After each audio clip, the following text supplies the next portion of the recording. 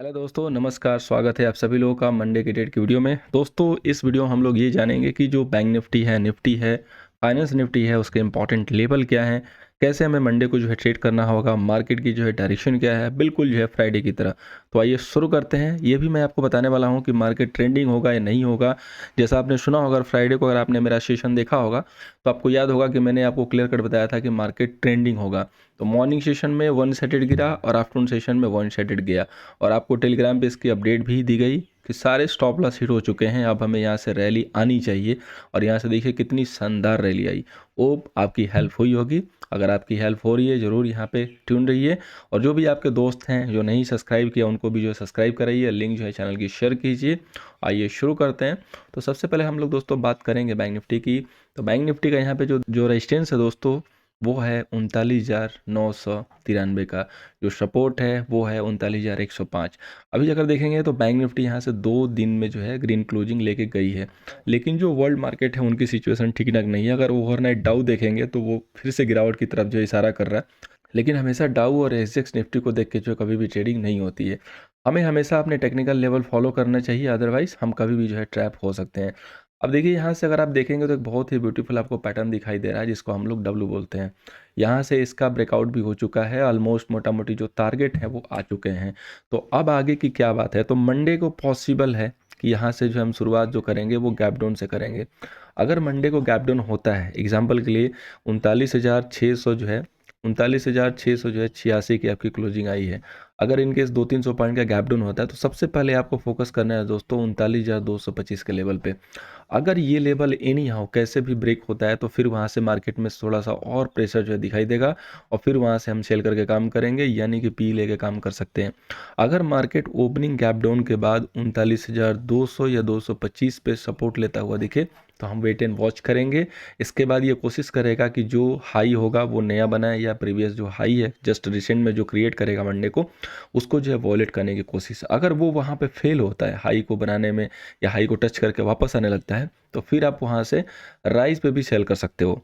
अभी मार्केट ऐसा है कि अगर कहीं भी कोई थोड़ी सी मूव आती है अच्छी खासी किसी भी एक लेवल पे, सर्टेन लेवल पे पकड़ के, और अगर आप उसको सेल कर देते हो तो आपको कुछ ना कुछ प्रॉफिट जरूर मिलेगा। अभी मार्केट इस सेटअप के साथ जो है चल रहा है, लेकिन बहुत जल्द हो सकता है कि सिचुएशन चेंज हो। अगर आने वाले 1 से 2 दिनों में मार्केट ने 39,000 का लेवल क्लोजिंग बेसिस पे फिर से मेंटेन कर लिया तो होपफुली फिर से हमें एक अप मूव दिखाई देगा। जो मंडे का मार्केट है वो दोनों साइड से रहेगा। दोनों साइड से रहेगा कि बहुत ज़्यादा वॉलेटिलिटी नहीं रहेगी। अगर एक बार मूव पकड़ेगा तो थोड़ी देर तक उस मूव में कंटिन्यू करेगा, फिर थोड़ा सा कंसल्टेशन करके और वहाँ पे जो है डायरेक्शन चेंज करेगा और फिर एक अच्छी मूव दे सकता है। तो मार्केट में रेडी रहिएगा दोनों साइड के मूव के लिए। होपफुली वॉलेटिलिटी नहीं रहेगी, डिसेंट मूव मिलेगी जिसमें आप जो है आराम से ट्रेड में भी कर सकते हो, प्रॉफिटेबल होगा और अच्छे खासे लेवल्स आपको दिखाई देंगे आते हुए।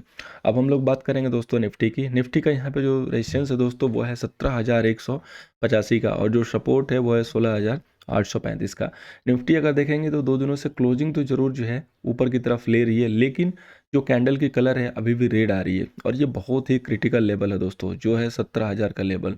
अगर आपका 17,000 का लेवल ब्रेक हो जाता है तो यहाँ से एक पैनिक सेलिंग जो है देखने को आपको दिखाई देगा। अगर आपने देखा होगा तो सिप साइड से जो है यहाँ पे लास्ट के 3 या 6 महीने का जो सबसे लो सब्सक्रिप्शन जो आता हुआ दिखाई दे रहा है, यानी कि सिप में अगर रिटर्न कम मिलेगा तो हो सकता है कि लोग अपना वहाँ से पैसे निकालने शुरू करें और वो मार्केट को प्रेशर देगा। और ये सारा चीज़ स्टार्ट हो सकता है अगर आपका 17,000 का लेवल निफ्टी पे ब्रेक हो तो। अगर 17,000 का लेवल यहाँ से होल्ड होता है तो हम यहाँ से 5 से 10% की जो है अप मूव देख सकते हैं आने वाले टाइम में, अगर सिनेरियो ठीक हुआ। अगर इन केस ये यहाँ से कंटिन्यू करता है तो मैक्सिमम जो मैंने बताई थी वो जो आपकी लेवल है वो है 17,300 तक। मैक्सिमम निफ्टी यहाँ पे जाके जो है थक जाएगी, और यहाँ से आने के बाद फिर एक जो है नीचे की तरफ मूव ले सकती है। अगर इन केस कोई भी राइज आता है तो सबसे जो बेहतरीन टॉप का जो सेलिंग एरिया है वो 17,300 है, जो कि अगले वीक के लिए होगा। अगर 17,300 आके और फिर 17,000 को ब्रेक करती है तो यहाँ से सीधे 1,000 पॉइंट की जो है गिरावट आपको देखने को मिल सकती है। उस कंडीशन में आप 16,500 एंड फॉलोड बाई जो है 16,000 का मूव देख सकते हैं। 17,000 के नीचे तो सबको पता है कि मार्केट वन साइडेड जो है सेल हो जाएगा, तो सेल ऑन राइज का ही काम करेगा। अभी भी मार्केट सेल ऑन राइज का है, आपको सर्टेन वो लेवल निकालने हैं। अब मंडे को जो है पॉसिबिलिटी ये है कि यहाँ से गैप डाउन करके शुरुआत हो सकती है। अगर मंडे को गैप डाउन होता है तो कौन कौन से लेवल आ सकते हैं। मंडे को गैप डाउन होगा तो पॉसिबल है कि निफ्टी यहाँ से 100 पॉइंट का जो है गैप डाउन करे, तो 17,000 की जो है एग्जैक्ट अगर आप देखेंगे तो यहाँ पे जो है क्लोजिंग आती हुई दिखाई दे रही है। तो 17,000 की क्लोजिंग के बाद अगर इन केस मार्केट स्टार्टिंग के 15 मिनट में 17,000 की क्लोजिंग करने के बाद आपको ये दिखाई दे कि 17,000 के नीचे आराम से ट्रेड कर रहा है, तो समझिएगा कि हमें यहाँ से फिर से सेल करने हैं और उस समय हमारे जो एसएल बनेंगे वो बहुत छोटे बनेंगे, मात्र 17,025, क्योंकि 17,000 लेवल जैसे टूटेगा यहाँ से आपकी 100 पॉइंट की जो है गैप डाउन दिख रही है। पैनिक में जो है 110 या 120 पॉइंट हो सकते हैं, या हो सकता है कि थोड़ा सा माहौल सही हो तो 80 पॉइंट हो। तो उसके बाद हम 17,000 के काफ़ी क्लोज रहेंगे, तो वहाँ से हमें 20 पॉइंट के लिए और वेट करना है। अगर इनके 17,000 नहीं आके निफ्टी गैप डाउन के बाद जो है ऊपर जाती है, तो आपको फोकस करना है कि 17,065 का जो लेवल है ये क्या कह रहा है। अगर ये लेवल नहीं वॉयलेट होता है तो फिर हम यहाँ से सेल करेंगे। अगर इन केस किसी भी सिचुएशन में अगर ये फ्लैट ओपनिंग करता है, एग्जांपल के लिए अभी आपकी क्लोजिंग हुई है 17,123 की, और ये जो क्लोजिंग के साथ जो ओपनिंग करता है 17,100 के आसपास, या सपोज कीजिए कि इसकी जो ओपनिंग है वो 17,100 से स्टार्ट होती है, और जस्ट यहाँ पे आपको वेट करना है कि किस साइड जो है डायरेक्शन ले रहा है। अगर 17,125 क्रॉस करेगा तभी यहाँ से शॉर्ट कवरिंग बनेगी। अगर 17,100 के नीचे जैसे जैसे माउंट होगा वैसे वैसे जो है फिर प्रेशर फेल यहाँ पे दिखाई देगा और आपको वहाँ पे फिर शेल करके जो है काम करने हैं। 17,100 के आसपास ओपनिंग के बाद भी हमें 17,100 के ऊपर फोकस करना है। अगर 100 नहीं ब्रेक होगा तो हमें नीचे के साइड ये मूव दिखाई देंगे और उस कंडीशन में हमें शेल करके ही काम करने होंगे। अब हम लोग दोस्तों बात करेंगे फाइनेंस निफ्टी की। फाइनेंस निफ्टी का जो रेजिस्टेंस है वो है 17,825 और सपोर्ट है 17,235।